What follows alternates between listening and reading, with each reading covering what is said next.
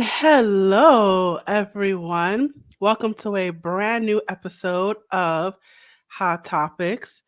Today is going to be an exciting episode. I am totally looking forward to it. I can't wait. Are you ready? You see my finger? Are you ready? I'm ready. I'm totally jacked up. Let's start the show.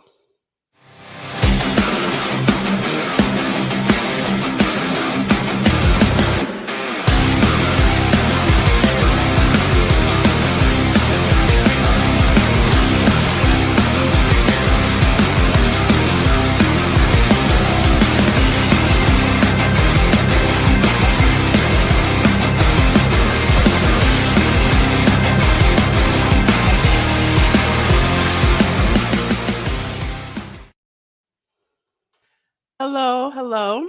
My name is Gabrielle. Welcome to a brand new episode of Hot Topics.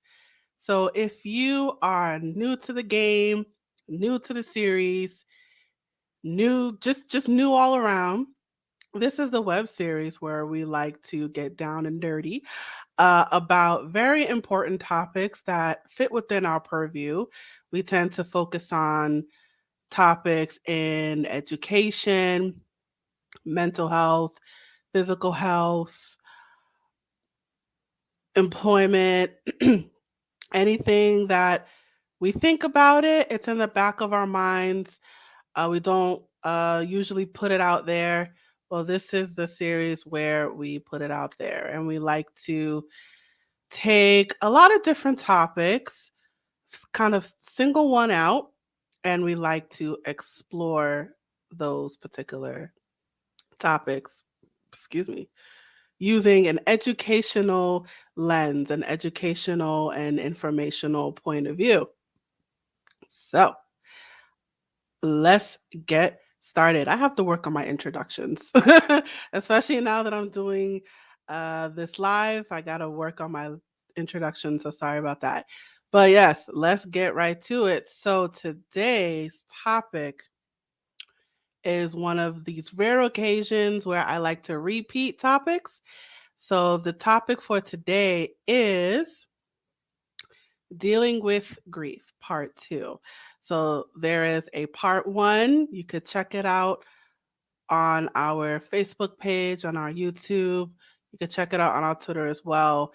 So I like to repeat topics on this web series because there is more than one way to see one topic. There's more than one way to look at things, right? That's kind of what we how should that is how we should be looking at life, right? We don't want to look at it one way. We want to look at it at multiple ways, right? Because there's more than one way to see one thing. So that's why I'm bringing it back. Dealing with grief, there's more than one explanation for something. There's more than one way to view an idea. So we have a repeat topic today. It is dealing with grief, part two. And I have a guest with me who is going to help me out. And he is a repeat guest. So I'm honored that he is coming back and coming back into the hot seat.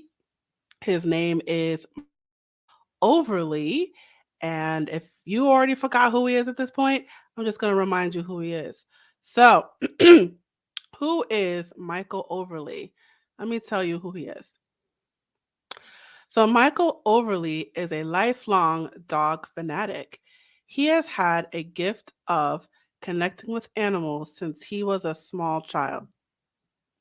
Mm. Dogs have been with him most of his life, giving him gifts and teaching him lessons. His greatest breakthrough was after the death of his brother, which we're going to go into today. While grieving this loss, he was fully awakened to his own potential and the gifts our animals bring to our lives. Now he helps other men awaken to the gifts available to them from their dogs. He has dedicated himself to assisting men and their dogs discover their path to living a life of purpose, being extraordinary. Remembering, This is Michael's purpose, his mission on this earth. From helping save lives in a trauma center to doing energy healing work with people and animals, Michael's love for life shines through. He has trained in multiple energy healing modalities and infuses spiritual energy into everything he teaches, providing a safe space for healing and growth to occur. He knows what your dog is trying to show you and teach you. Come join him on a powerful expedition of finding you, remembering who you are. So I am going to bring him to the stage right now. Ah, Yay! welcome back. How are you doing? I'm good, Gabrielle. How are you? I'm well. Welcome back to Hot Well, Topics. thank you. See Glad if I I can get did. myself centered. I'm glad I did not scare you away.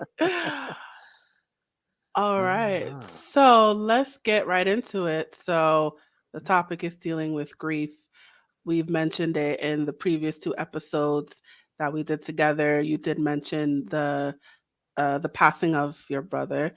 So I'm gonna have you start off with that story. So if you wouldn't mind jumping into that and Sure.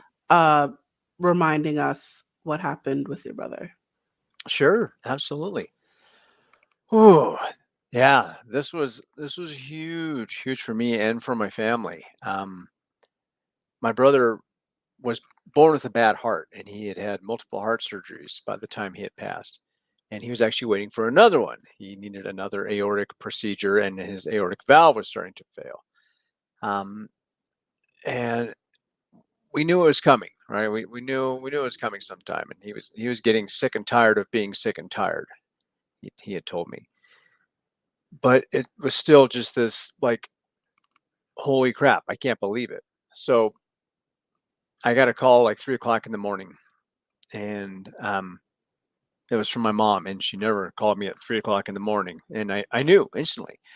I sat up and saw my phone. And I said, Bobby's dying, and I called her, and she told me that he was in the ICU, on a bunch of machines and a bunch of IVs. And so I got up, headed out, and drove up to a couple, half, 3 hours or something, anyway, to where hospital where he was at.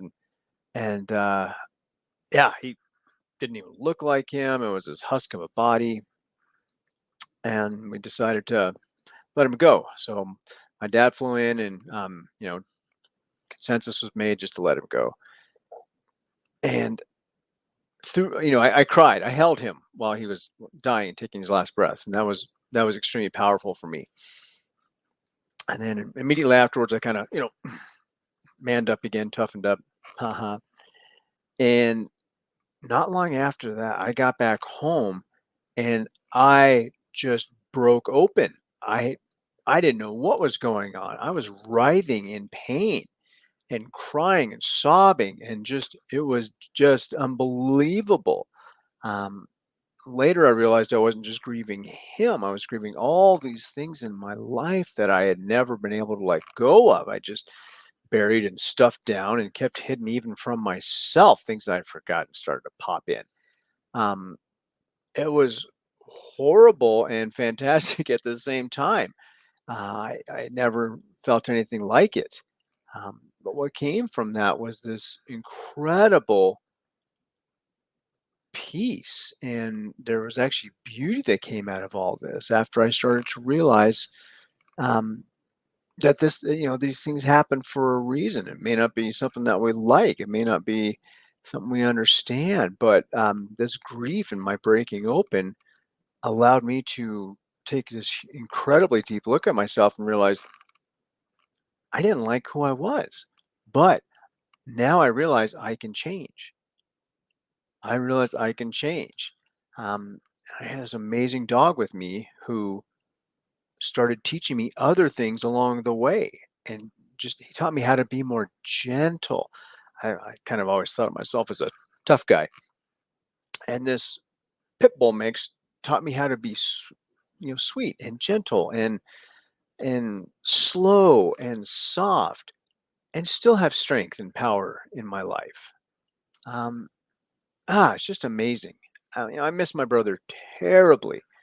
But what came out of his passing was my opening, my beginning to really live my life and shine and turn around and help other people to realize that there are gifts. There are all these amazing hidden gifts in places that we would never think to look, ever think to look. So, yeah. No, Ah. Thank you so much for sharing. I do appreciate that. So a few things that I picked up. It it sounds like his death was um, a turning point in your life. So it wasn't just it was more than just that you lost a sibling. It was like you said, it was something opened up for you. Can you dive into that a little bit more? yeah, absolutely. The way I was raised, as was he, although he got around it better than I did, was this macho tough guy, singularly focused, push hard, drive for whatever you want. Um, I have to do it by myself mentality. And at the end of the day, no one ever does everything by themselves, right? You don't do everything by yourself. I mean, you didn't build your own car, right? You didn't build your house. We like to think that we're, independent. I realized that there was so much more. That cracking open and releasing all this pain, these tears, all this, there's a lot of fear wrapped up around all of it. I was able to release so much. And it was like, I'd been looking out a dirty window forever, and somebody just kind of went like this and said, "Now take a look." It's like, oh, there's more out there. Um, it was hugely transformational for me, hugely transformational. So you felt all these emotions because I heard you bring it up a couple times and even in the previous episodes Mhm, where you brought up manliness and being mhm. this, um manliness and masculinity. So I heard you mention it a few times. So when your brother died, it was like a release for you because you felt all these emotions that you you weren't allowed to feel. Am I getting that right? Yeah, part of it was I didn't know. I was not raised to express myself or be able to express myself. It was kind of the opposite in our household. No, shh, shh, stuff it down, bury it. Don't want to hear about it. Go to your church, whatever it was. And I'm not shaming and blaming my folks. That's where they were at.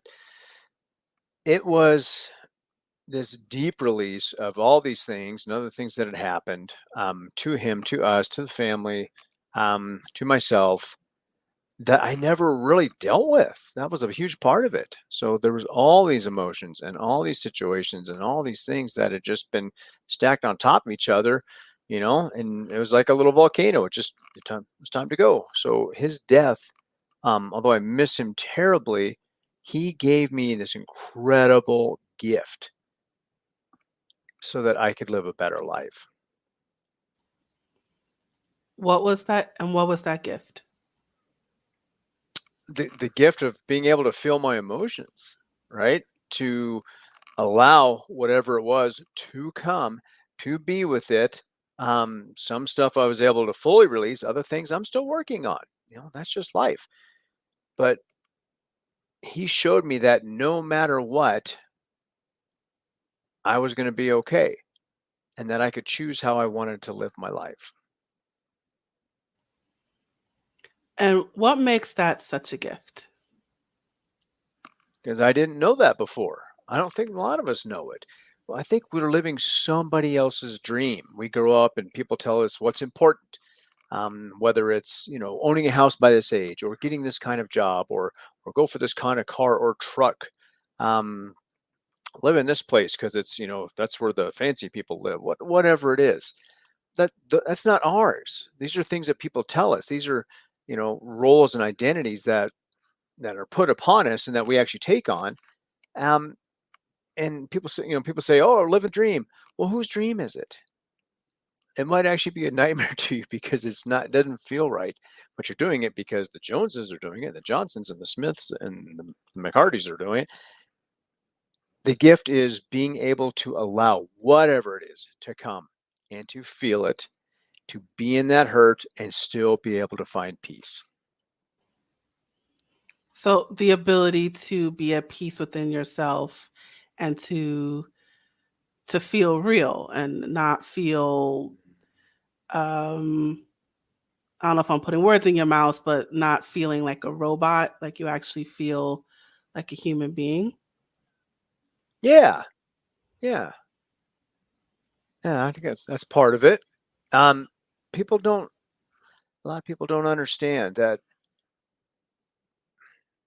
if you don't know what that pain it really feels like and where it comes from, then I don't think they can fully appreciate the true bliss and beauty available in life.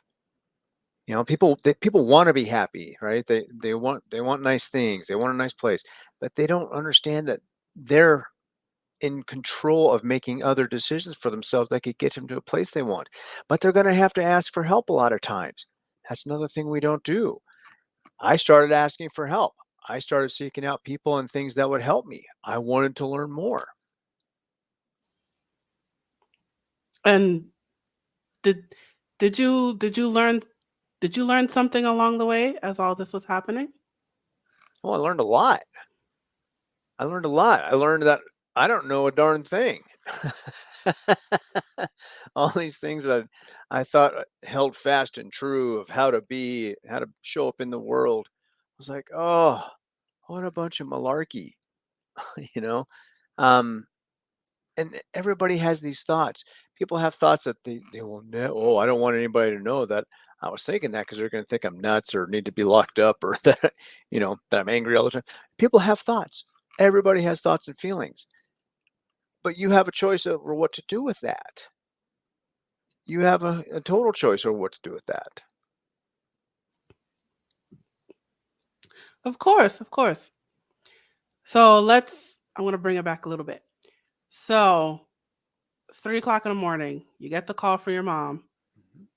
Your brother is in the hospital. What's happening? What are you feeling? What are you thinking? Take me to that moment. Oh, at first, oh God, I thought that sounded horrible before, but I don't now because I get it. It was kind of a relief. It's like, oh, he's finally gonna go, right? Part of it was a relief for us because he was sick all the time. Um, and part of it was a huge relief for him because he was sick all the time. He was this really gentle, sweet guy that he was always had some kind of physical battle. Um, he got bullied as a kid and picked on, and he was just a big, sweet guy. And he didn't want to fight. He didn't want to. He just was gentle. He was a big, gentle guy. Um, so it was bittersweet. Um, I was going to lose somebody who I considered one of my heroes, right? But I knew that he was finally just going to be able to let go of everything, and that was amazing. That was amazing. Um, yeah, yeah. As I held him in the hospital, turned all the machines off, pulled the IVs, did all that, and he was just taking his final breaths. I was just holding him, kissing him on the cheek, and saying, it's okay to go. You go. We're good. We'll be all right." Because I was remembering a lot of the stuff that he taught me. All right. He he taught you to be gentle, to be kind, to be understanding. Yeah, yeah, forgiving. He planted all these seeds over all these years. He planted all these seeds that I've been watering and watching them grow, and yeah, it's quite fantastic. So so you were there when he finally died? You said you held him as he finally passed, right? Hmm. So take me to that moment when he finally closed his eyes for the last time. What were you feeling? What were you thinking? What was happening? Oh, I was sad as hell. I was crying and holding my mom, and my dad was kind of like, "Don't touch me." Um, and and we kind of stood there and looked at him, and then it was really interesting as I was watching him. He had stopped breathing and declared dead. I was looking at him and I was like, "Well, who's that?" It didn't even look like. I'm like, "That's not my brother, right?" Because he was gone. you know, he was already gone, and I felt, I don't know, it felt really strange. I'm like, "Well, he was just here. Who's the guy laying in the bed over there?" That was really interesting. I didn't think about that till later. But that husk, that body that was laying there wasn't him. That was pretty interesting. Um, yeah, I was really, really sad and then really, really happy for him at the same time. And that brought me a little sense of peace. So, well, you said that when you got home after he passed, that's when you started to break down and the floodgates opened up. So I'm wondering if before, how were you still feeling all those emotions? Because it sounds like you were still feeling those emotions. So did it start to open up a little bit before, as on the way to the hospital? Was it a complete open closet type thing? I'm wondering how much did you feel on your way to the hospital? Yeah, no, that was not even close to what happened later. That was like, I don't know. I was like, oh, okay. Again, it was sense of relief. Um, I wasn't really upset. I wasn't crying. Um, I was just like, okay, been waiting for this. We all knew it was coming.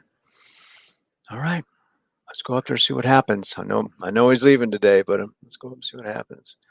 Um, yeah, it wasn't until um, after I'd gotten home after the event when I was by myself again, just with my dog, and um, all of a sudden, just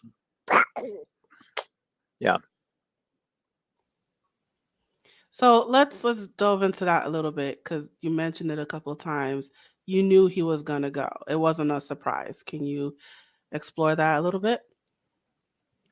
yeah. Like I said, he was waiting for another heart surgery. He'd had a number of them. One actually, he got paralyzed at 18 from. This one was going to be a big one because it was aortic and aortic valve, and there's only like 3 guys in the country who are really good at doing that procedure. Um, so I can back up a little bit to Thanksgiving before this. Um, we all got together, and he did not look good. He did not sound good. Um, and I remember talking to my buddy Mike, who was there with us, and also telling my mom, I said, "Yeah, I don't know if he's going to be around long." So I was kind of ready for that. Um, yeah, that was that was interesting. I was more relaxed about it than I thought I would have been. How so? Explain that a little bit more. Well, I mean, I don't know. I wasn't that upset. I wasn't, you know, I didn't have this great sense of loss at the time. He'd been sick like forever, right? His first heart surgery at 5 years old, and then he had a number of them afterwards. So it wasn't like a shocker that he was having trouble. Um, I guess I had accepted a long time ago that he was going to go. It wasn't like, ooh, big surprise. Guess what? He got hit by a bus. Mhm. Well, I'm noticing the change. So like you, it's sort of like you mentally prepared for the end, right? And then Hmm. the end finally came, but then you did a 180 and you broke down emotionally? I wouldn't say it was a 180. I said I was still going forward. At the time, I was accepting that he was going to be going. We've been waiting for this for a long time. Um, I knew I had to get up there. I wanted to support my mom, so I just, remained calm and tried to be there for her. And I knew my dad was coming, and um, you know, I didn't feel like I needed to do anything at the time. I was just going with it. It was later after I got home, something said, yeah, it's okay to cry. So then I'm like, okay. So I started thinking about it. Then I started crying, and then the floodgates open. I didn't go backwards at all. I went forward. Hmm. So, as you were crying, I'm wondering if you felt less manly, less like a man, because you mentioned before you weren't allowed to feel those emotions, and your father was setting that example for you. And of course, and at the time of your brother's death, he still was stoic in a way. So I'm wondering, when those tears were coming down your face, were you feeling less like a man? Didn't even enter my awareness. Had nothing to do with it. So it just went out the window just like that. Yeah, there was no window to open. It wasn't even. I wasn't even a part of it. I would just and was able to open and release. I didn't care if someone heard me. I didn't think about it. I didn't worry about it. I didn't think I was being a wimp. Wasn't even part of it. So what's your understanding of masculinity now? What do you think that means to you? I think masculine is an energy. It's not just a body type. Um, we have these strong beliefs, at times misdirected around gender roles, and man is masculine, woman is feminine. Well, there's traits on both sides. Both of them have traits of the other energetically. So I don't think that being a man now is, you know, being dictatorial and tough and driving a big truck and fancy or a fancy car and having a big house and I'm the provider and um, everybody needs to listen to what I say. That's not what a masculine person is. That's not a real man, not anymore. I used to think that, but no. I mean, you can have someone who is physically strong also be gentle and sweet and loving.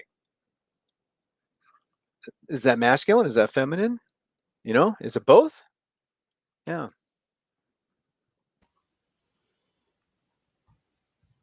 So it's because you it's not as important to you anymore, because what's more important to you is feeling all those emotions that you weren't able to feel for a long time. Yeah, absolutely. And I'm still learning and I'm still growing and I'm still allowing things to come. I haven't stopped doing my work just because I feel better. I know there's still more. I still want to be happier. I want to be able to release more. I want to be more forgiving. I want to be more compassionate. I'm not worried about being a man. Mm-mm. Nope. Nope, you're done with that. Well, not fully, right? I'm not going to have an operation or anything, but yeah, there's so much focus, and I don't know if it keeps us from having to deal with our stuff. If I just do this, if I act this way, that's acceptable. Okay, I'm a man. And I'm not putting anybody down. If anybody's watching this, I'm not slamming anyone. I'm talking about myself and how I used to be. Um, yeah, I don't worry about it as much anymore. There's still some in there. I'm still dealing with some things, but um, yeah, no, I think everybody's capable of something, and you find out what you absolutely love. Go do that. Who cares what it is? So now let's go into your parents' reactions a little bit. And you brought it up briefly. Tell me about your mom. How did she react when your brother finally passed? Oh, she was miserable. That was her second son that she had lost. Um, yeah, she was openly crying, right, and weeping, sobbing. She just lost another boy. I can't imagine. I have no freaking clue what that's like. I don't have kids, and she just lost her second. So, yeah, she was pretty upset. She was pretty upset. Yeah, don't know what that's like. Oh, can you talk about the first one? What happened there? He died of childbirth. I didn't, he was before me. I don't know that much about it. They didn't want to talk about it much. So, Mm. And your dad, you said that like don't come near me, don't touch hmm me. yeah, he was just you know hand out like don't do it, and he barely let out a peep. I'm like, I didn't give a crap. My brother's dying. I'm gonna cry. And he was yeah, he wasn't gonna go there. So now I'm wondering if that was like an FU to your dad because you mentioned in the previous episode that you cut him off. And you had a dysfunctional relationship with him. So I'm wondering at that moment, you're like, screw it, I'm gonna cry, I'm gonna be sad. I'm wondering if that was you were sticking it to your dad. No, not at all. Didn't even go in my awareness. I was just losing my brother. Mm.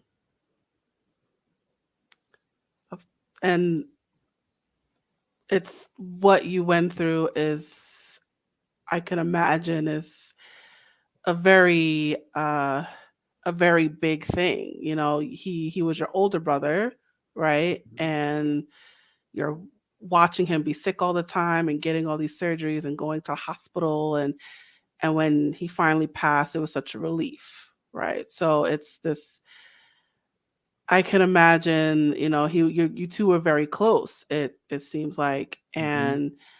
and while you were preparing for the end, right? That when the end actually comes, it's not what you expected.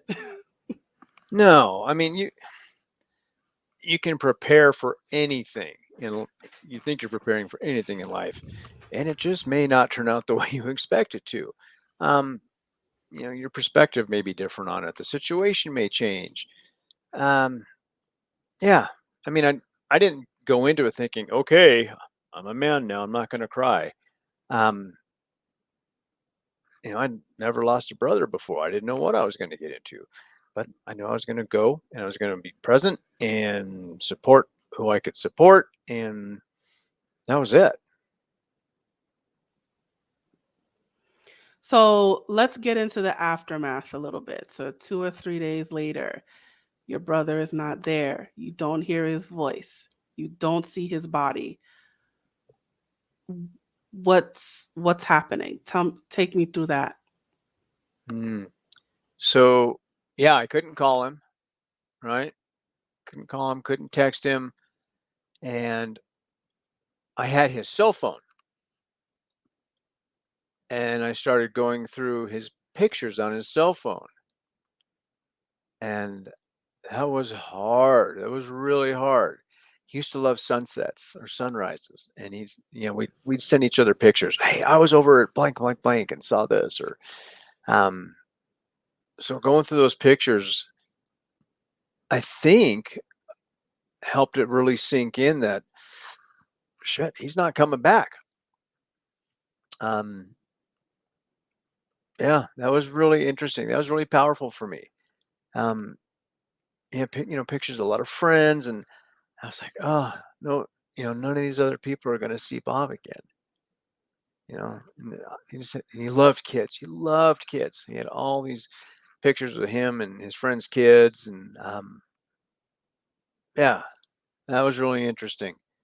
Um, I don't know what the catalyst was for, and I don't know exactly how many days it was either, but yeah, something just said, no, he's not coming back.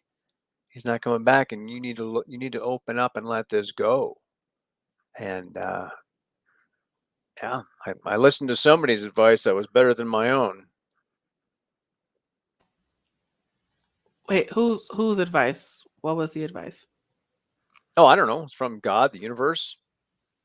It wasn't like my neighbor telling me to do it. Just something just said you need to open up and let this out. You need to let it go. Mm. You need to just stop holding on. Yeah, yeah. Stop holding on to everything so tight. And this is the time to be sad and let this stuff out. So, when did your brother die? March of 2017. All right, so that was Almost 5 years. we're coming up to 5 years. All right, so take me to right now. We're in the present, this moment. 5 year anniversary is coming up. What's going through your mind? Oh, I'm just gonna smile and tell him I love him. I still miss him. I really do. I really do. But I don't grieve him anymore, which is really interesting for me to say. Um, yeah, he set me on this other path to learn to open up to all this stuff that I didn't want to deal with. And I've been going to work. I've been working real hard on a lot of things, and I still have a ways to go. But I'm grateful. I'm freaking grateful for this guy planting seeds from the time I was a little kid to the time he passed. So tell me more about those seeds. Maybe you mentioned it before, but tell me more about those seeds.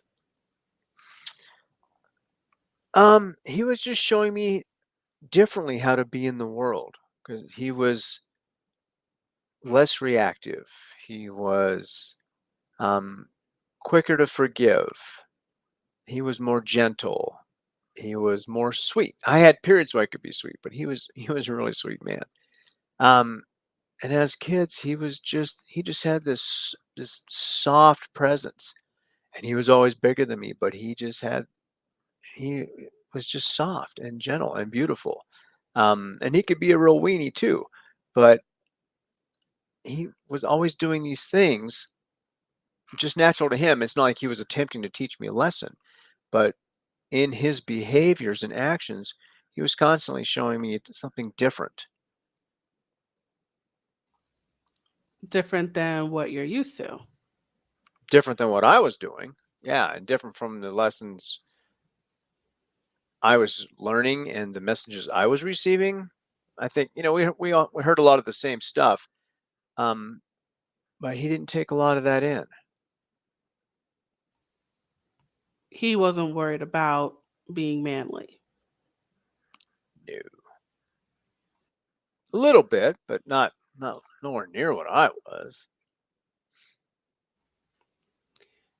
And I wonder, how did your father react to that?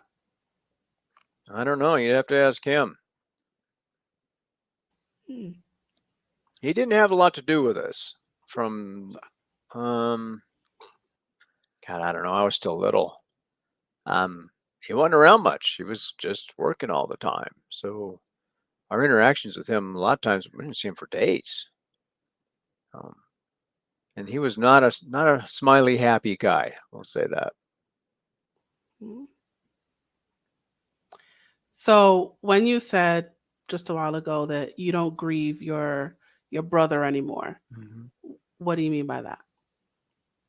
Just that. I have no grief over his loss, over his passing. Yeah, I mean, I miss my brother, Okay. but I'm not sad that I'm like, oh my God, I can't believe he's gone. I don't have that. I don't have that anymore. So you've moved forward. Oh yeah, and I'm still moving forward. I'm still moving forward. Earlier this year, my little buddy Darby, who was my dog at the time when Bob died, he got sick and passed in May, and that gave me yet another opportunity to allow myself to open up and grieve. I mean, that dog was, he was everything to me. Um, and he was a little magician and a healer and funny. He was great. He was great. He taught me a ton. So it sounds like you had the way that you dealt with your grief. You had a few things. It's sort of you prepared for the end ahead of time, and then you, even when the end came, you just kind of broke down, crying, emotional. You just let all those emotions come out. And it's interesting that you said, uh, screw masculinity, screw all that. I'm just gonna bawl my eyes out right now. Hmm. So you all that away, and then before again, and then that you had dogs that you leaned on to help you grieve. So it sounded like there was a few things that you had, a few tools that you had that you were able to get past this. Yeah, yeah. I wasn't well prepared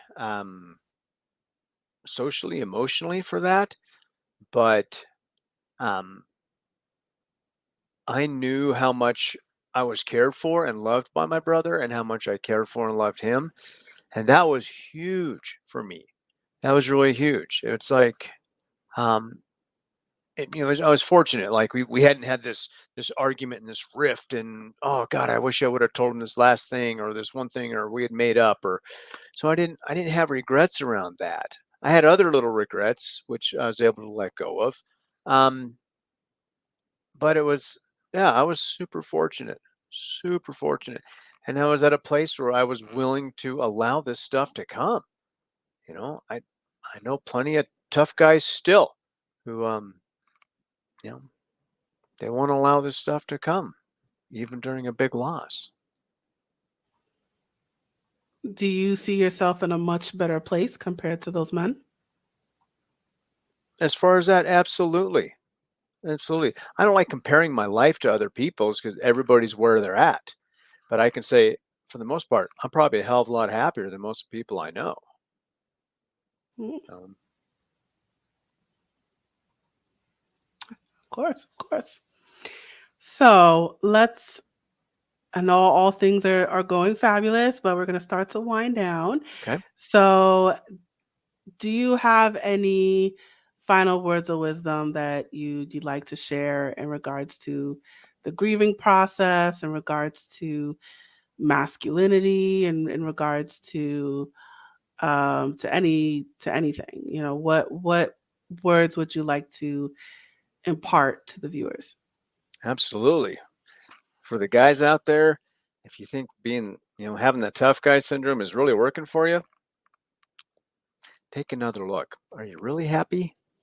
Um, yeah, yeah.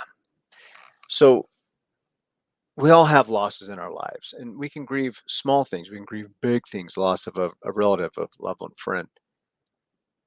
But throughout, it's okay to allow yourself to feel. We're told to hide and bury our feelings and not express.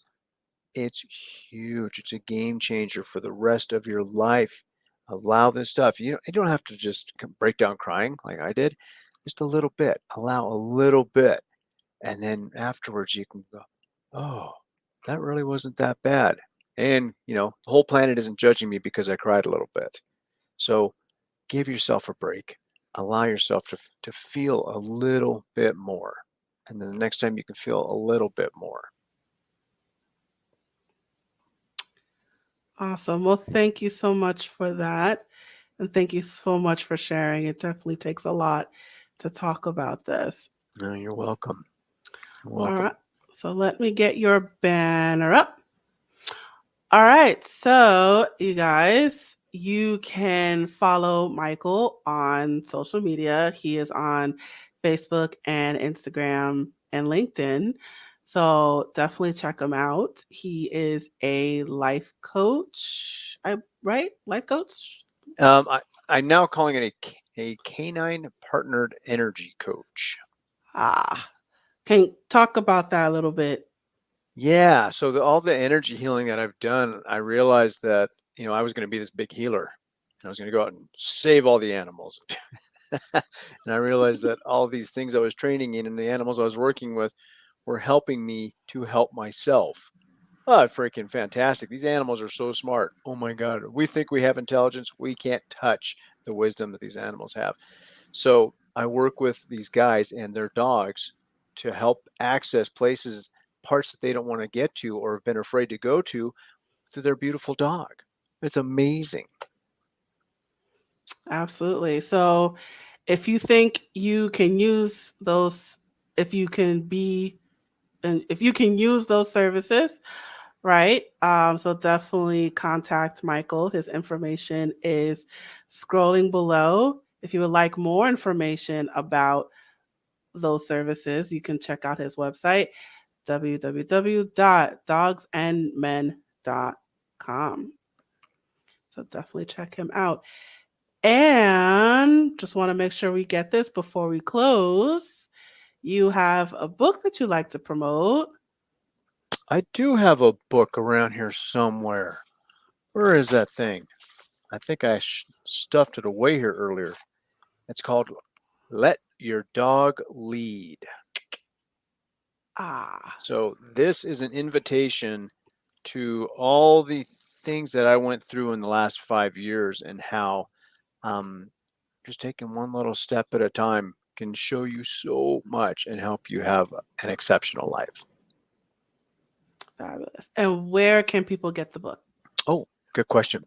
Amazon. There's a Kindle and a paperback version in Barnes & Noble, or you can order through your bookstore because it's distributed by Ingram. Fabulous. So you heard that right, guys. Go out there and get that book.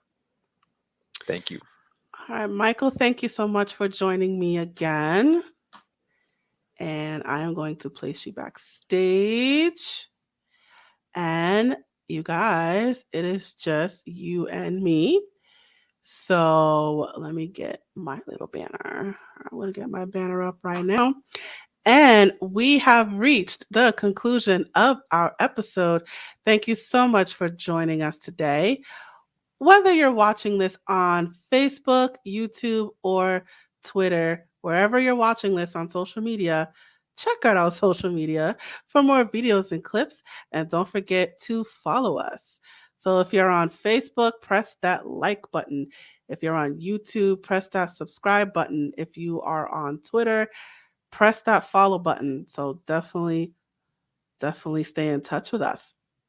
And while you're at it, let us know what you thought about this episode by leaving a comment in the comments section below. And as a reminder, we are A Step Ahead Tutoring Services.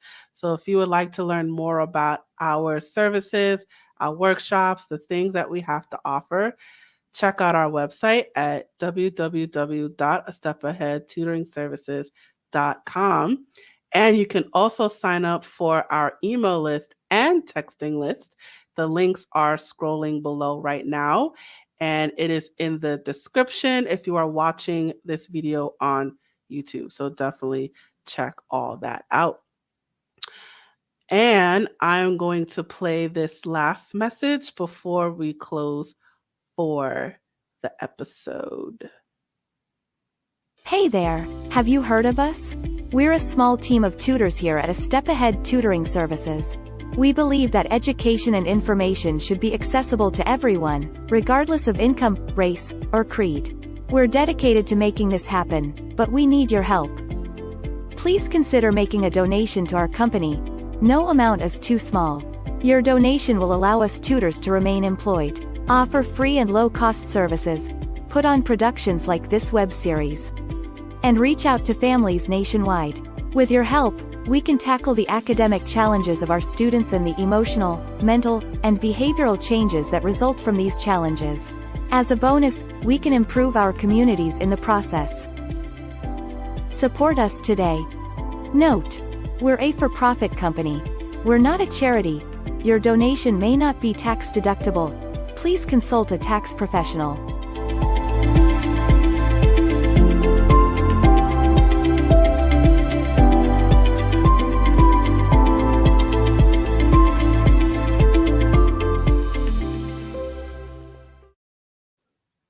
Yes, yes. So your donations will be greatly appreciated. So thank you for joining us for another episode. I look forward to seeing you at the next episode. Now, I am signing off.